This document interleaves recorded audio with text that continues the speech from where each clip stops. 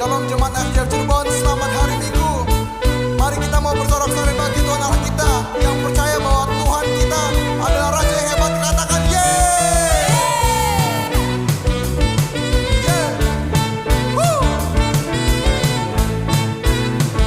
Sama-sama kita katakan. Angkatlah tinggi pancinya dan sorakanlah kemenangannya. Kemenangannya. Belenggu, Belenggu telah dipatahkan, kutuk dan maut telah dikalahkan. Telah dikalahkan oleh darah-Mu yang bebaskanku. Kaulah Raja yang hebat, kebangkitan-Mu di dalamku.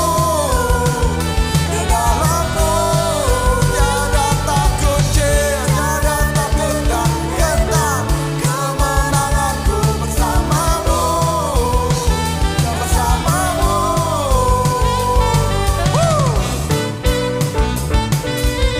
Mari kita mau bersorak-sorai lagi bagi Tuhan Allah kita. Sama-sama katakan. angkatlah tinggi pancinya dan sorakanlah kemenangannya. Jadi dong. Kemenangannya. Belenggu telah dipatahkan, kutuk dan maut telah dikalahkan. Tak dikalahkan Telah dikalahkan oleh darah-Mu. oleh darah-Mu yang bebaskanku. Kaulah Raja yang hebat, kebangkitan-Mu di dalamku, di dalamku. Tiada takut dan gentar, kemenanganku bersamamu, bersamamu.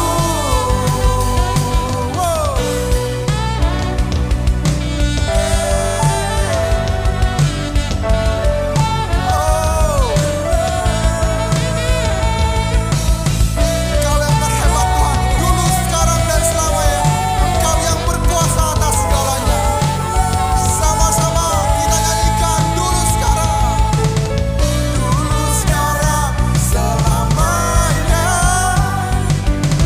Kau berkuasa atas segalanya. Nama-Mu yang kuserukan. Kaulah Raja penebus yang hidup. Dulu, sekarang, Tuhan. Dulu, sekarang, selamanya. Kau berkuasa atas segalanya. Nama-Mu yang kuserukan. Kaulah Raja penebus yang hidup.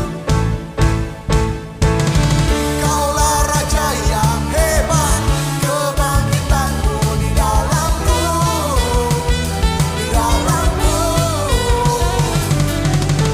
Tiada takut dan gentar, kemenanganku bersamamu, bersamamu. Kau bersamamu.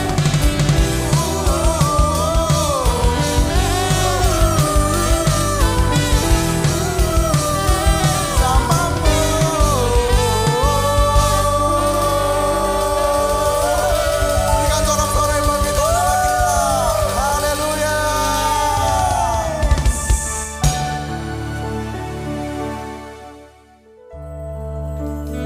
Dimanapun kita berada, di saat apapun kita ada, aku percaya bahwa Tuhan kita adalah Tuhan yang sangat baik. Dia adalah Bapa kita. Dia sangat menyayangi kita. So mari kita berikan yang terbaik buat Dia. Let me worship Him. You are my Father.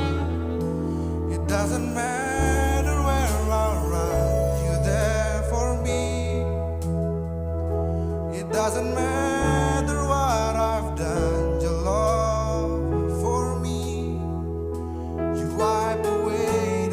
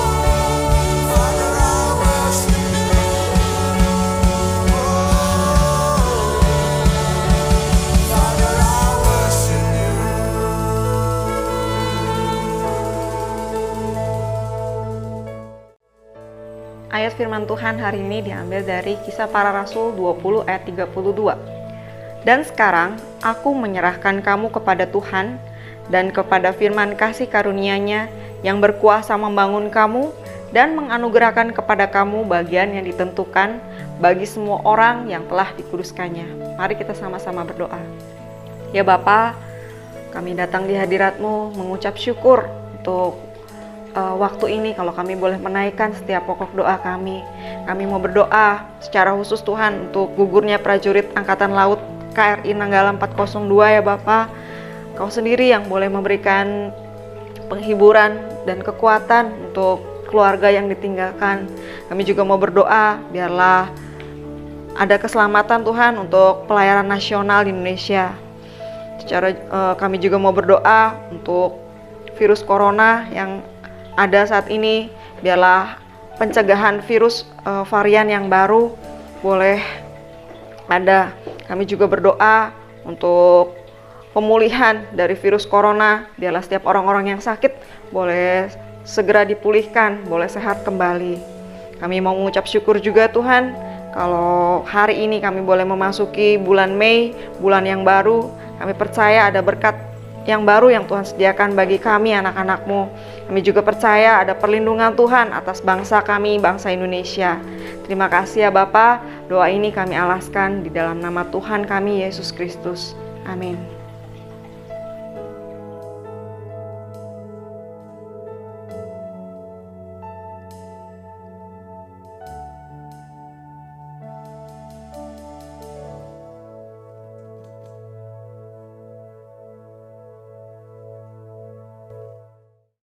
Selamat pagi, luar biasa kalau hari ini awal Mei sudah, bukan main kan? Selama Maret tahun kemarin 20 sampai hari ini, kita sudah 1 tahun lebih bahkan, lebih ya 1 bulan, berarti 13 bulan kita lockdown dan lain-lainnya. Dan kali ini saya akan membawakan kepada Anda sesuatu yang mungkin agak menimbulkan pertanyaan gitu ya, tapi bagus sekali, saya percaya deh ya. Tapi sebelumnya, yuk kita berdoa terlebih dahulu. Tuhan terima kasih untuk pagi hari ini. Kami percaya Tuhan bahwa pagi ini ya Tuhan Engkau mengurapi baik hamba maupun semua yang mendengarkan, semua yang melihat pada pagi hari ini, baik melalui YouTube atau melalui Zoom apapun juga ya Tuhan. Kami percaya Engkau memberkati mereka, menyertai mereka semuanya bersama dengan hamba-Mu, membuka hati sehingga bisa mendengar dan mengerti apa yang menjadi kehendak-Mu di dalam perjalanan kehidupan kami masing-masing. Terpujilah Engkau Tuhan, dalam nama Yesus Kristus kami telah berdoa dan mengucap syukur. Amin. Ya, kita akan mulai sekarang. Percaya saudara, kadang-kadang kita waktu mulai dengan membaca, mulai memperhatikan, mulai merenungkan, mulai mencari-cari sesuatu di dalam firman Tuhan, kadang-kadang kita nggak tahu apa maksudnya. Nah, kali ini, tema kita kali ini setelah bulan kemarin itu adalah imamat rajani atau royal priesthood, maka kali ini temanya adalah bounce back. Tetap dari 1 Petrus 3 ayat 13 ya, dan seterusnya 13 sampai dengan 17. Tapi yang aneh itu adalah bounce back. Tentu semuanya nggak ngerti ini maksudnya apa sih? Apa maksudnya bounce back? Nah, memang susah sekali dimengerti kalau kita melihat kata-kata bounce back ini. Tapi di sini saya ada beberapa bola, ya. Ada beberapa bola, saya bawa bola macam-macam hanya untuk sebagai pengertian aja. Kenapa sebetulnya yang dimaksud dengan bounce back? Karena bounce back ini saya terjemahkan sederhana, yaitu mental balik, atau kalau bahasa kasarnya mencelat balik gitu ya kira-kira ya. Nah, ini saya ada beberapa macam bola. Ini ada bola besi. Nah, ini susah sekali kalau bola besi ini saya lempar ke bawah. Tentunya dia cetok ke bawah gitu ya. Coba kita lihat ya. Kita lempar ke bawah ya. Jadi bunyi ketok gitu aja kan ya. Keras bolanya memang besi. Dan kemudian dilempar ke bawah seperti itu. Nah, sekarang kita lihat satu bola lagi. Ini bola tenis meja, bola pingpong. Ya kan ya, ringan sekali, tipis. Kalau dulu saya ini dibuatnya dari Dulu zaman saya dulu katanya dari telur penyu katanya gitu. Sekarang sih nggak tahu dari apa ya. Tapi luar biasa entengnya. Nah, ini kalau saya lempar ke bawah, dia akan mental. Saya lempar lagi, dia akan mental. Cuman mentalnya cuman separuh, saudara. Nggak tahu 70% lah. Nggak bisa mental sampai ke tempat saya gitu loh ya. Nah, di samping itu saya juga punya bola karet. Bola bekel katanya anak-anak itu ya. Nah, bola bekel ini kalau saya lempar, loh, dia malah lebih tinggi daripada tangan saya. Kayak lagi ya, loh, saya tinggi sekali. Jadi ada bermacam-macam bola yang bisa bounce back, artinya bisa mental kembali. Tapi kenapa yang satu seperti bola besi tadi, bola besi ini ya, kenapa yang berat, yang kuat, yang hebat ini, karena kalau saya lempar, ya tambah keras lantai saya pecah nanti saudara ya. Jadi maksudnya apa ini?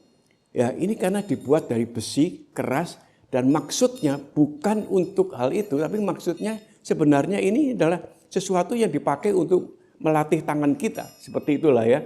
Kemudian kalau bola pingpong ini, itu memang dipakainya untuk dipukul bolak-balik, ya kan?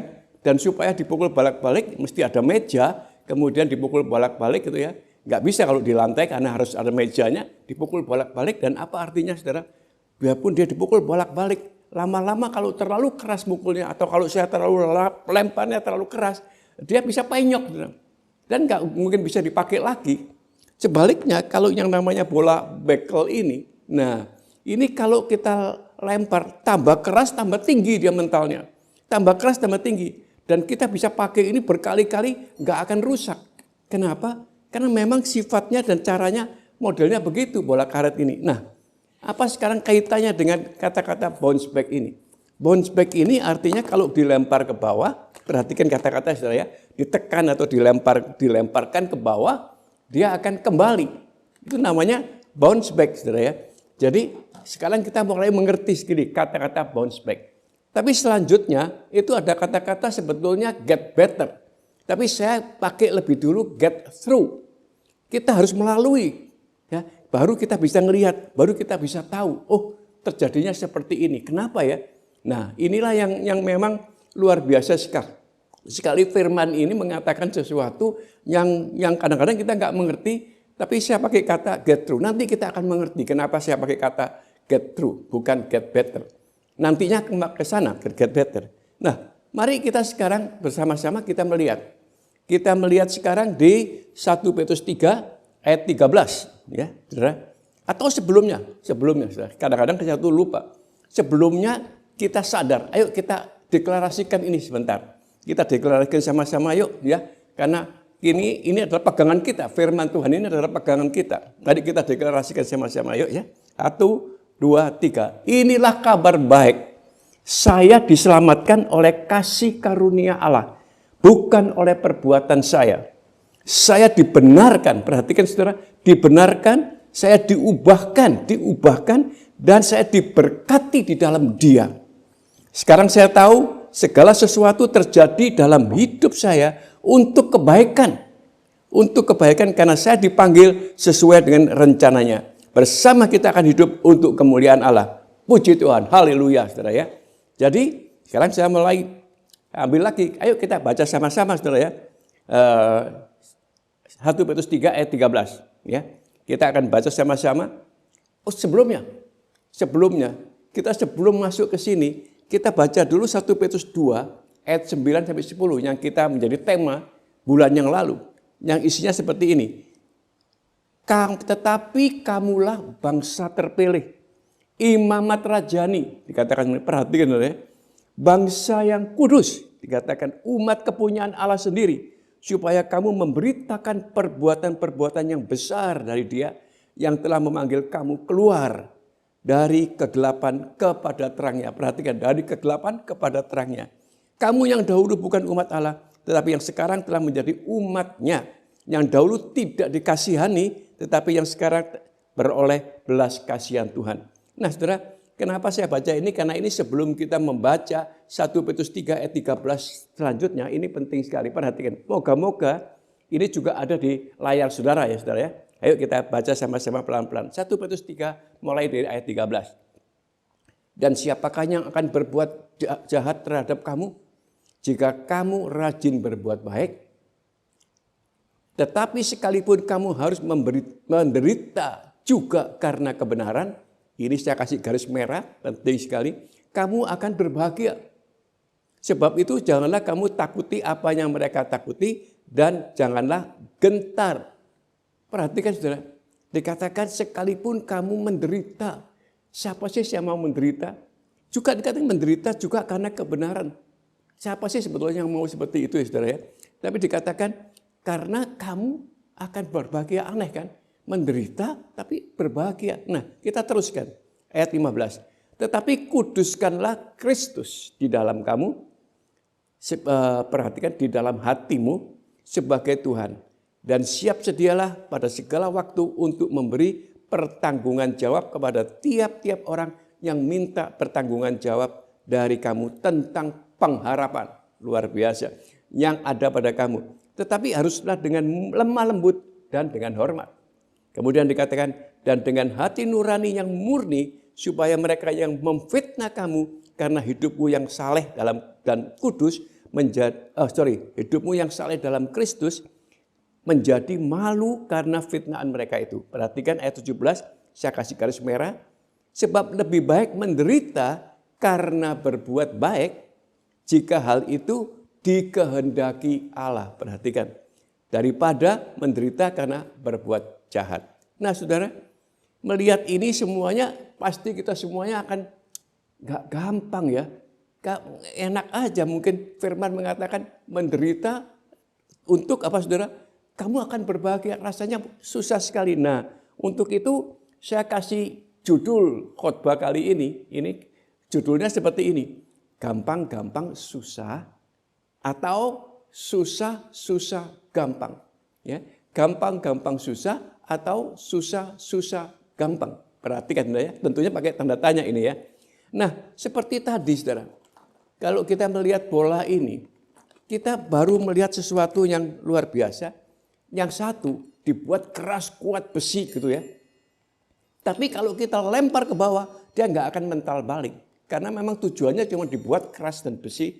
Nah, kalau yang satunya lagi, bola pingpong, itu memang dibuatnya enteng, ringan, mantul sih mantul, tapi nggak 100%. Tapi dipukul sana, dipukul sini, karena memang buat tenis meja kan.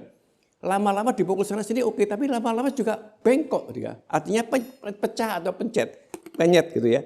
Tapi kalau bola yang namanya bola bekel, nah ini memang tujuannya terus dilempar bolak-balik, malah kalau kuat kita melemparnya, dia akan tambah tinggi gitu, dan seterusnya. Dan ini dipakai untuk seterusnya. Nah, saudara, apa yang menjadi gambaran kita? Tadi dikatakan dengan jelas sekali, hati kita, hatimu dikatakan seperti itu ya. Perhatikan hatimu. Nah, saudara, ini tadi yang di ayat awal kita baca sama-sama yang Imam pelajari itu, Tuhan mengatakan bahwa kita ini dipilih dia, kita ini bahkan ditentukan oleh dia, kita ini sudah dipersiapkan oleh dia. Dan kita akan dibawa dari gelap ke terang. Karena kita tuh dikatakan pilihan Tuhan, kekasih Tuhan, seakan-akan seperti itu. Nah saudara, sampai di sini mungkin kita sedikit mengerti arti daripada bound back. Tapi perhatikan, tadi saya kasih judul susah-susah gampang atau gampang-gampang susah. Perhatikan ya, sehari-hari saja. Coba beri. Kalau misalnya kita diminta untuk naik gunung, nah naik gunung misalnya agak lumayan lah, bukit lah, jangan gunung tinggi-tinggi, bukitnya kira-kira 400 meter, 300 meter. Nah kalau saya dengan usia saya, kadang-kadang kita susah ya ini ya. Nah apa yang terjadi saudara? Pada waktu itu kita rame-rame ke Pulau Komodo. Di seberangnya itu ada bukit-bukit yang indah sekali. Dan teman-teman ini semuanya ngajak, ayo kita naik gunung. Semuanya mengatakan, kita naik gunung. Wah banyak yang mengatakan, susah lah tinggi, ngapain dah, panas-panas ke sana gitu ya. Tapi saya di dalam hati saya, kenapa nggak coba-coba lah. Mereka semuanya mengatakan, udah pastor nggak usah ikut-ikut deh gitu ya. Karena dianggapnya saya udah usia gitu ya, udah usia ikut. Tapi saya kepingin sekali, ya nggak apa-apa saya bilang. Saya coba-coba jalan-jalan sama kalian. Di tengah-tengah nanti saya berhenti kan. Gak apa-apa kan. Ya oke, ayo. Saudara, akhirnya ya dengan cara saya, dengan waktu yang lebih lama dari yang lain, Tapi akhirnya saya sampai di puncak. Di sana ada Pastor Semi, saya ingat sekali Pastor Budi dan juga Pastor Somi. Itu teman-teman semuanya. Loh, sampai juga.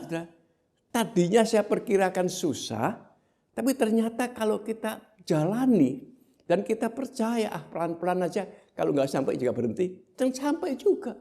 Nah, demikian juga misalnya, sederhana sekali, ada, ayo untuk kesehatan kita di semuanya harus jalan pagi ya. Jalan pagi itu sehat sekali. Kalau bisa 10.000 langkah. Waduh, saya sih rasanya gampang lah kalau jalan pagi saja. Tapi ternyata waktu kita jalani jadi susah juga. Kenapa saudara? Sampai hari ini selama lockdown ini saya nggak akan bisa mencapai atau ya selama lockdown ini 1,5 tahun saya baru berjalan 10.000 langkah itu baru 2 kali. Yang lainnya itu semua di bawah.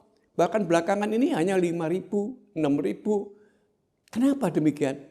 Karena kita nggak memperkirakan, kelihatannya gampang, tapi kalau kita lakukan, kalau nggak ada satu komitmen yang benar, nggak ada keinginan kita yang luar biasa, itu nggak tercapai. Ada 2, susah-susah gampang dan gampang-gampang susah. Dan kalau misalnya sekarang, saudara disuruh kesaksian, saya rasa padahal Tuhan yang menyuruh. Jadilah saksiku bahkan sampai ke ujung bumi dikatakan. Nah itu kan Tuhan yang menghendaki, Tuhan yang menyuruh kita. Tapi kita selalu mengatakan, susah lah, biar orang lain aja lah. Saya nggak mempunyai sesuatu yang akan saya saksikan. Demikian juga saya. Pada awal waktu saya disuruh bersaksi, ya saya juga berat sekali, nggak mau lah. Pokoknya omong aja apa saja. Akhirnya didorong, dipaksa didorong, ya saya maju ke depan, saya bersaksi ya cuma sederhana aja. Saya begini, saya begitu, nggak bisa apa-apa, nggak bisa terus-terusan. Tapi lama-kelamaan, dilatih terus, dicoba terus, dituntun terus, dibimbing. Sekarang sih dengan mudahnya untuk menyaksikan kebesaran Tuhan itu. Nah ini artinya apa saudara? Ini artinya ada bagian yang gampang-gampang tapi sebenarnya susah kalau kita nggak komitmen. Selanjutnya ada yang susah tapi bisa jadi gampang kalau kita punya komitmen yang benar. Nah, saudara, untuk itu supaya jelas kita akan lihat bagaimana sebenarnya dengan kita akan lihat sebentar di Kejadian itu ada di Kisah Rasul. Di sini adanya di Alkitab saya.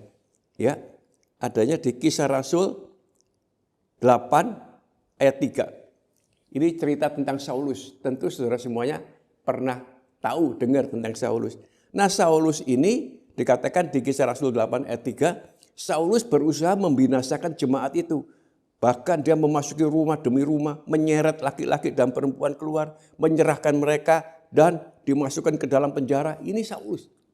Dia luar biasa militannya gitu ya, membenci sekali ya. Kemudian ditarik keluar semuanya. Tapi anehnya kalau kita melihat semua ini di Saulus yang terjadi di sini, itu di Kisah Rasul 9 ayat 1 ditegaskan lagi.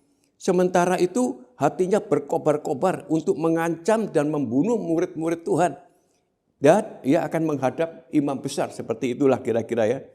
Dan dia minta izin dan lainnya, dia berangkat untuk melakukan ini. Tetapi di Kisah Rasul 9 juga, di dalam perjalanan dia ke Damsyik, ya, apa yang terjadi? Ayat 3, Kisah Rasul 9 ayat 3. Yang terjadi ketika ia sudah dekat kota itu, tiba-tiba cahaya memancar dari langit, mengelilingi dia. Tiba-tiba sesuatu terjadi. Ia rebah ke tanah dan kedengaranlah olehnya suatu suara yang berkata kepadanya, Saulus, Saulus, mengapa engkau menganiaya aku? Jawab Saulus, siapa engkau Tuhan? Tapi ada Tuhannya. Siapa engkau? Tapi Tuhan ini. Siapa engkau Tuhan? Katanya, akulah Yesus yang kau aniaya itu. Tetapi bangunlah, pergilah ke dalam kota, di sana akan dikatakan kepadamu apa yang harus kau perbuat. Maka termanggu-manggulah teman-temannya seperjalanan, karena mereka memang mendengar suara itu tapi tidak melihat seorang juga pun. Saulus bangun kemudian dan berdiri lalu membuka matanya, tetapi ia tidak dapat melihat apa-apa. Mereka harus menuntun dia masuk ke Damsyik. Ini adanya di Kisah Rasul 9, mulai dari ayatnya yang ketiga sampai ke 8. Saudara, jadi ada suatu kejadian. Dia dipukul, ya seakan-akan ya. Dan dia jatuh. Nah, sekarang disinilah letaknya, saudara. Letaknya kata-kata Saulus waktu berkata, siapa engkau Tuhan? Ternyata di hati Saulus itu sudah ada itu, sudah ada pengertian sedikit. Ini orang ini hebat ini ya. Ini sampai dia bisa memanggil Tuhan itu karena dia melihat kejadian demi kejadian seperti itu.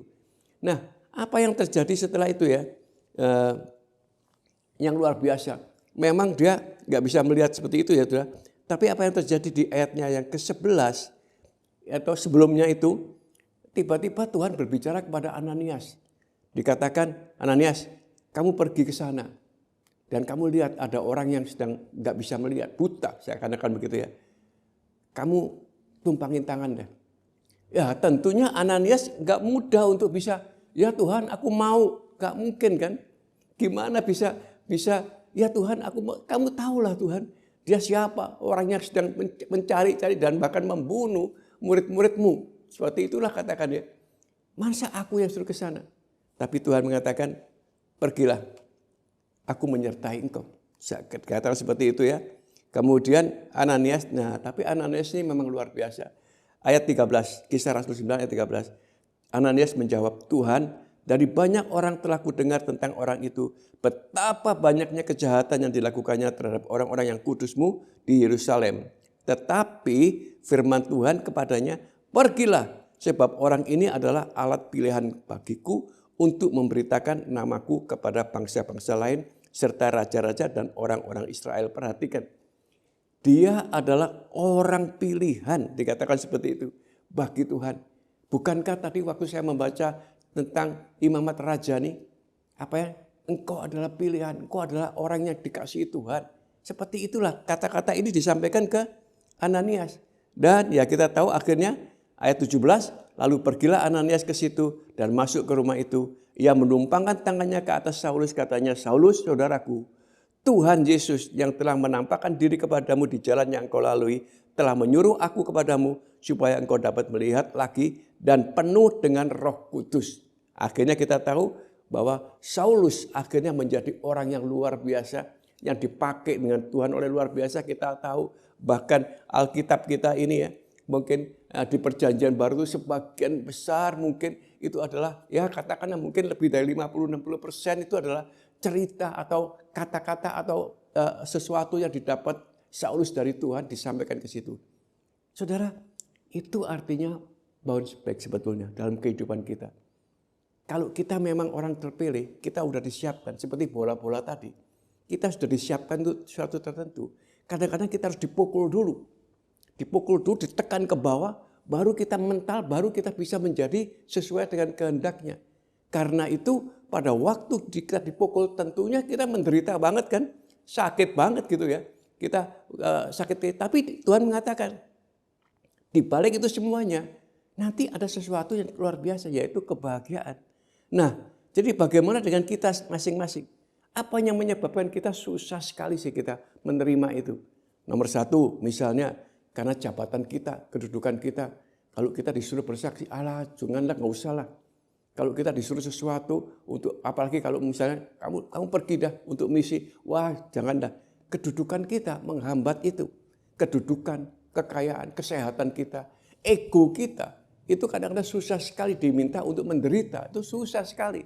Kan kita hidup untuk mencari sesuatu yang enak. Kan logis, itu semua duniawi memang betul saudara. Semuanya logis sekali.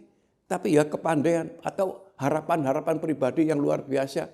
Kalau kita dibelokkan sesuai dengan keinginan Tuhan, rasanya susah. Padahal Tuhan mengatakan, udah lah.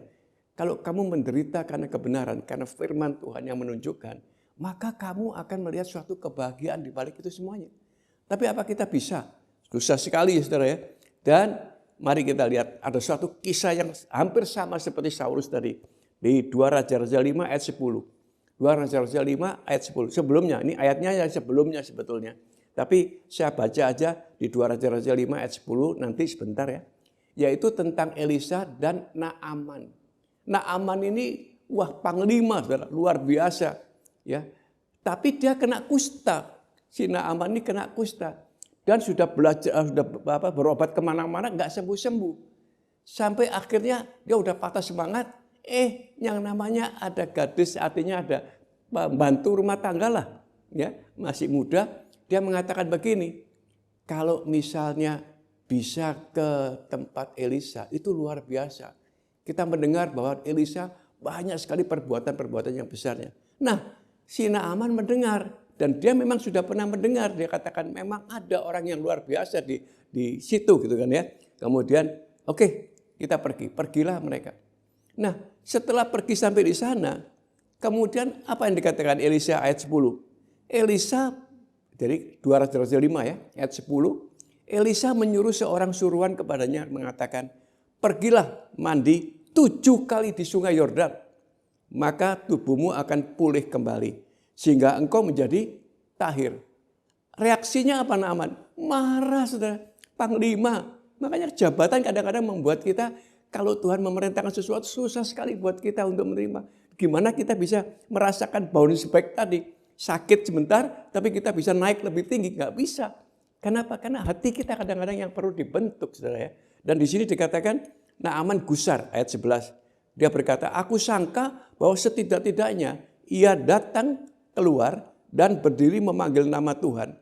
Nama Tuhan Allahnya dikatakannya. Lalu menggerak-gerakkan tangannya ke atas tempat penyakit itu. Waduh, dengan demikian sembuhlah penyakit kustaku. Ternyata harapan daripada si Naaman ini luar biasa. Ekspektasinya tuh, ego dia tuh luar biasa sekali. Dia punya bayangan bahwa kalau diurap-urapi seperti itu tuh, wah itu tujuannya pasti sembuh dah. Karena dia terkenal hebat. Ini malah orang suruhannya yang datang, yang keluar. Nah saudara, nanti digambar di tempat saudara, sudah ada di PowerPoint saya. Di sana ada gambar 3 sungai, saudara. 3 sungai. Maka kemudian pegawainya mengatakan begini. Pegawainya Naaman. Udah sampai di sini. Mungkin panggil jenderal atau apa. Jenderal, udah sampai di sini. Kalau misalnya kamu disuruh masuk ke sungai yang jelek. Gambarannya tuh di gambar ini, gambar sungainya itu ada di bawah. Itu kebetulan saya nggak tahu gambar di mana, mungkin Ciliwung atau mana. Pokoknya sungainya jelek banget gitu loh ya. Tapi kalau dia misalnya keluar kemudian mengurapi, tangan-tanganmu diurapi segala macam, dia sendiri. Kemudian dia mengatakan, sekarang kamu masuk ke situ. Mau nggak? Dikatakan. Jadi mumpung ada di sini, dikatakan begitu kan, ini pegawainya dia atau bawahannya dia, mumpung ada di sini, ayolah kita masuk aja lah ke sungai Yordan. Itu kelihatan meskipun kecil dia bilang, tapi bagus dan bersih. Tapi apa yang terjadi? Si Naaman bilang, ya kalau kita misalnya masuk di tempatku sana, sungainya gede-gede. Nah di gambar itu nanti yang di sebelah kanan itu sungainya bagus, memang gede-gede gitu saudara ya. Cuma di gambar ini kelihatannya agak kecil, tapi sebelumnya gede banget sungainya. Ya seperti itu oke lah, enak lah. Kenapa mesti di sini? Sekali lagi yang namanya pegawai mengatakan, udah deh, mumpung sampai di sini, masuk aja deh. Akhirnya Naaman, nah di sini. Yang luar biasa di sini saya percaya sekali bahwa di samping ekspektasinya yang luar biasa, dia juga punya harapan yang luar biasa bahwa orang ini memang luar biasa dipakai Tuhan. Jadi dia masuk 7 kali. Dan kita tahu hasilnya, dia sembuh. Saudara. Luar biasa. Jadi sesuatu yang kelihatannya susah bagi Naaman. 1 Raja-Raja 5 ayat 13. Kenapa? Di situ pegawai-pegawai datang mendekat dan berkata, Bapak, seandainya Nabi itu menyuruh perkara yang susah kepadamu, bukankah Bapak akan melakukannya? Apalagi sekarang ia hanya berkata kepadamu, mandilah dan engkau akan menjadi tahir. Dan apa saudara? Inilah yang disebut kata-kata breakthrough. Makanya saya katakan kita mesti mendapatkan get through lebih dahulu. Ada sesuatu yang membangkitkan, yang menyuruh, yang menekan, tapi dengan tegas sekali. Contohnya seperti waktu Saulus, Tuhan mengatakan pokoknya kamu akan menjadi buta, dikatakan seperti itu. Tapi kamu akan sembuh. Dan kamu akan melihat kebesaran-kebesaran Tuhan sekali. Jadi ada sesuatu yang Saulus susah sekali dong. Kalau dia tidak dibuat seperti itu, mana bisa dia dikatakan kamu percayalah. Kamu akan buta, dikatakan seperti itu ya. Dan Saulus akhirnya ya udah, dialah yang menjadi Paulus akhirnya kan, kita tahu semuanya. Demikian juga Naaman ini, jadi dia ada pengharapan yang luar biasa, tapi kemudian cuman oleh kata-kata breakthrough oleh pegawainya aja, udah deh. daripada susah-susah udah sampai di sini, sekarang kita cuman ke Sungai Yordan 7 kali, udah lakukan aja lah, udah sampai di sini. Nah saudara, itu yang disebut get through. Ada sesuatu yang kita perlu, harus melalui itu kita ya, kata-kata breakthrough ini kata-kata terobosan, saya katakan seperti itu ya.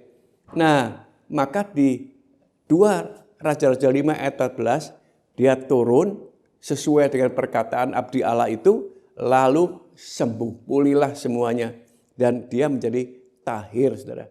Nah, ini adalah suatu cerita yang luar biasa, dan saya ingin memberitahu Anda sekalian. Kata-kata breakthrough itu penting, seperti kata-kata waktu Tuhan mengatakan, kamu adalah imamat rajani, bangsa yang terpilih, bangsa kepunyaan Allah sendiri. Itu kata-kata breakthrough sebetulnya. Kita susah kan? Coba lihat Yohanes 15 ayat 4. Dikatakan oleh Tuhan apa? Yohanes 15 ayat 4. Tinggallah di dalam aku dan aku di dalam kamu, dikatakan. Sama seperti ranting tidak dapat berbuah dari dirinya sendiri kalau ia tidak tinggal pada pokok anggur, dikatakan seperti itu kan ya. Gak bisa berbuah kita kalau nggak tinggal bersama dengan dia. Kalau ia tidak tinggal pada pokok anggur. Demikian juga kamu tidak berbuah jika kamu tidak tinggal di dalam aku. Yeremia 17 ayat 7 juga kata-kata yang luar biasa. Tuhan mengatakan diberkatilah orang yang mengandalkan Tuhan. Yang menaruh pengharapannya hanya kepada Tuhan. Yang menaruh pengharapannya hanya kepada Tuhan. Bukan pengharapan karena ego kita, enggak. Dan 1 Tesalonika 5 ayat 18, ini yang kadang-kadang susah sekali dimengerti. 1 Tesalonika 5 ayat 18. Mengucap syukurlah dalam segala hal, sebab itulah yang dikehendaki Allah di dalam Kristus Yesus bagi kamu. Nah, kalau kita tahu, kita mengerti, kita tangkap, dan kita melangkah, perlu saudara. Seperti bola tadi, mesti ada yang melempar. Nah itu, yang melempar itu mesti dengan suatu kata-kata yang keras seperti tadi itu ya. Kita dilempar, kita akan bisa bounce back. Nah, baru kita bisa get better. Jadi saudara, kita tahu semua ya, kira-kira urutannya gitu ya. Bounce back gitu ya. Tapi kita mesti mengerti siapa kita, hati kita dipersiapkan semuanya. Kemudian ada yang melemparkan, ada kata-kata yang keras yang bisa melemparkan kita ke dalam suatu suasana. Mungkin gak enak buat kita, dikatakan menderita dalam kebenaran gitu ya. Tapi akhirnya kita bisa bounce back kalau hati kita siap. Karena kita tahu, kita mengerti ada kata-kata Tuhan seperti tadi. Misalnya mengucap syukurlah dalam segala sesuatu, itu yang dikehendaki Tuhan. Banyak sekali hal yang sebenarnya kita gak ngerti itu. Tapi kalau kita mau mengikuti, kita melangkah sesuai dengan firman Tuhan, maka terjadilah bounce back itu. Terjadilah sesuatu yang besar. Ya, jadi kita menjadi better, get better, menjadi lebih baik. Artinya apa? Kita akan mengenal kebenaran Tuhan. Kita akan menaruh harapan kita hanya kepada Dia. Dan dalam menderita karena berbuat baik, kita akan melihat suatu hal yang besar terjadi.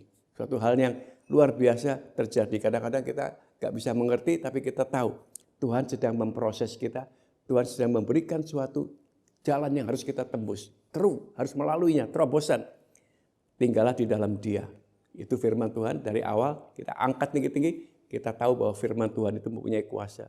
Ya, sampai di sini saya percaya sekali bahwa kita sudah mulai mengerti, mulai belajar arti daripada bounce back itu. Arti daripada di mana kita kadang-kadang dipukul, dilempar, tapi kita akan kembali kalau kita tahu bahwa hati kita bukan dibuat dengan hati yang keras. Yang kalau dilempar, nggak mau menerima, orang yang dikatakan orang bebal, nggak mau mengerti tentang firman Tuhan, nggak percaya bahkan tentang Tuhan, nggak percaya bahwa firman Tuhan itu punya kuasa. Begitu dilempar ke bawah, ya jatuh, untuk selamanya ada di bawah kita, nggak bisa naik. Tapi kalau kita dibuat dari seperti bola tenis meja, hati kita seperti itu, tipis sekali. Kadang-kadang dilempar sekali, oke, bisa mental. Meskipun nggak tinggi-tinggi, lempar 2 kali juga bisa mental. Tapi lama-lama malah pecah, malah kita menjadi penyok, nggak bisa dipakai lagi. Nah itu yang kurang diproses oleh Tuhan. Karena Tuhan menghendaki hati yang seperti bola karet tadi. Berapa kali pun dia dilempar, berapa kali pun kejadian, masalah demi masalah, perkara demi perkara yang harus kita lalui. Kita tambah lama tambah kuat. kita tambah lama tambah tinggi bounce back-nya. Kita tambah lama tambah mengerti bahwa ternyata ada kebahagiaan sendiri. Misalnya aja, contoh, kita disuruh memberi sesuatu kepada mereka yang memerlukan. Susah sekali. Saya mulai awalnya juga susah sekali. Gimana ya, kita sendiri kekurangan atau kita pas-pasan. Gimana kita bisa memberi. Tapi pada waktu kita dilatih sedikit demi sedikit. Ya udah deh, kita berilah. Ini apa yang ada, saya coba kasih ke dia. Saudara, waktu kita melihat reaksi orang yang diberi itu, yang mendapatkan itu, kita mulai mikir, mulai lihat, waduh orangnya senang ya, orangnya bahagia, itu menular. Sehingga kita juga merasakan suatu kebahagiaan tersendiri. Lama-lama kita akan menjadi biasa, bahwa kalau Tuhan menyuruh kita lakukan itu, maka ada sesuatu di balik semuanya ini, yang dikatakan adalah kebahagiaan karena kebenaran Tuhan. Terpujilah nama Tuhan, moga-moga kita semuanya bisa menangkap hal ini, dan saya percaya Tuhan memberkati Anda. Selamat hari Minggu. Haleluya. Amin. Mari kita berdoa terlebih dahulu, saudara. Tuhan, terima kasih untuk semuanya ini.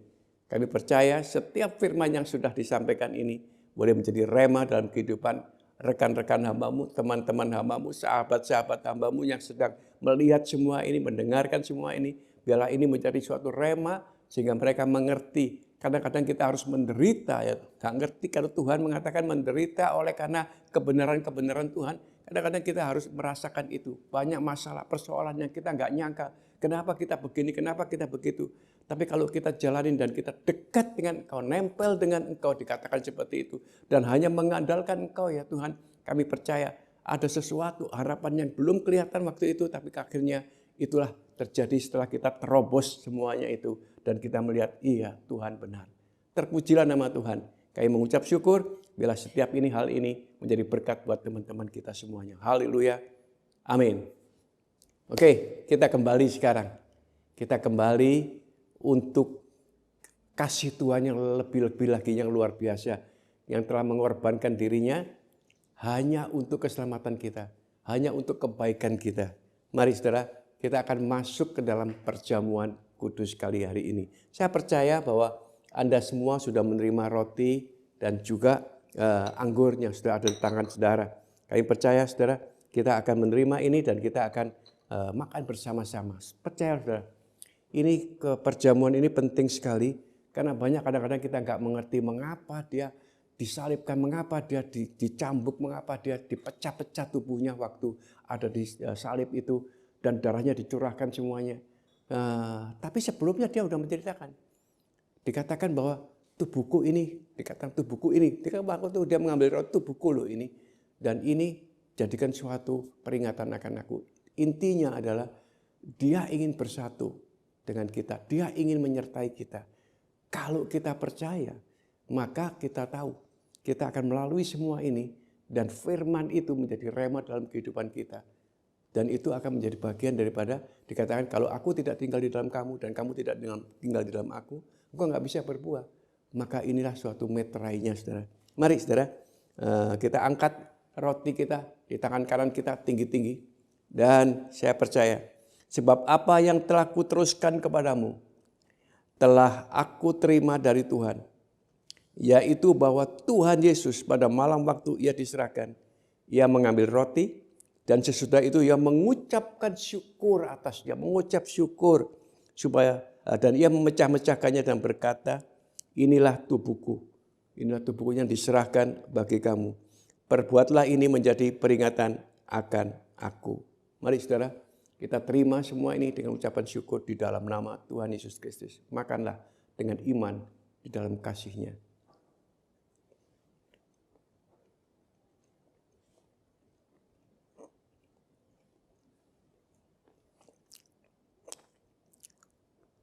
Saya percaya juga bahwa saudara juga sudah ada cawan. Ya, mari kita akan minum bersama-sama cawan ini. Dikatakan demikian. Demikian juga ia mengambil cawan sesudah makan, lalu berkata, cawan ini adalah perjanjian baru yang dimeteraikan oleh darahku. Dan perbuatlah ini setiap kali kamu meminumnya menjadi peringatan akan aku. Terimalah saudara, bahwa kuasa daripada darahnya, hanya oleh kuasa daripadanya, bahwa kita bisa dihapuskan, diselamatkan segala kesalahan dosa kita. Percayalah, inilah kasihnya yang begitu besar. Yang dia korbankan dirinya sendiri karena dia mengasihi kita. Percayalah, mari minumlah kita bersama-sama dengan iman di dalam nama Yesus Kristus Tuhan.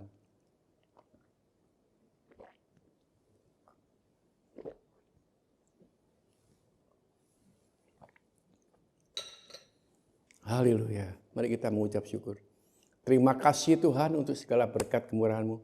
Terima kasih Tuhan untuk kasih-Mu yang luar biasa. Terima kasih Tuhan untuk segala berkat yang telah boleh kami terima. Terutama ya Tuhan, karena Engkau ada bersama dengan kita, Immanuel. Roh Kudus yang selalu akan mengingatkan kita akan kesalahan kita, akan ketidakbenaran kita. Tapi Engkaulah Tuhan yang selalu mengatakan, aku mengasihi Engkau. Terpujilah nama Tuhan. Kami terima semua ini di dalam nama Tuhan Yesus Kristus. Haleluya. Semua mengatakan amin. Dan sekarang kita akan selesai menyelesaikan kebaktian ini bersama-sama. Mari angkat tangan saudara dan terimalah berkat Tuhan. Kekasih Tuhan Yesus Kristus, jika engkau mendengarkan setiap firman, khususnya pada hari ini, bagaimana dijelaskan oleh Rasul Petrus, kalau engkau menderita karena kebenaran, dikatakan, percayalah, ada kebahagiaan di balik itu semuanya. Asal kita melakukannya dengan hati yang tulus dan tertuju hanya kepada Tuhan saja. Pengharapan kita ada pada Dia. Kalau saudara percaya dan mau melakukan ini, maka Tuhan Allahmu yang akan mengangkat engkau di atas segala bangsa di bumi. Diberkatilah engkau pada waktu masuk dan diberkatilah engkau pada waktu keluar. Tuhan yang membuka tingkap langit, mencurahkan berkat-berkatnya ke atas lumbung-lumbungmu, pekerjaanmu, usahamu, studimu, pelayananmu, bahkan apapun juga yang kau kerjakan di dalam nama Yesus Kristus akan dibuatnya berhasil. Tuhan akan mengangkat engkau menjadi kepala dan bukan ekor. Engkau akan naik dan tidak turun. Diberkatilah keluargamu. Rumah tanggamu akan dipenuhi dengan sukacita, kekudusan, iman, pengharapan, kasih, dan damai sejahtera dari Yesus Kristus. Dan semua kebaikan-kebaikan dari Allah Bapaknya luar biasa. Dengan penyertaan dan pertolongan Roh Kudus menyertai saudara-saudara dan saya dari hari ini bahkan sampai selama-lamanya. Haleluya. Semua diberkati mengatakan amin. Tuhan berkati. Selamat hari Minggu. Haleluya.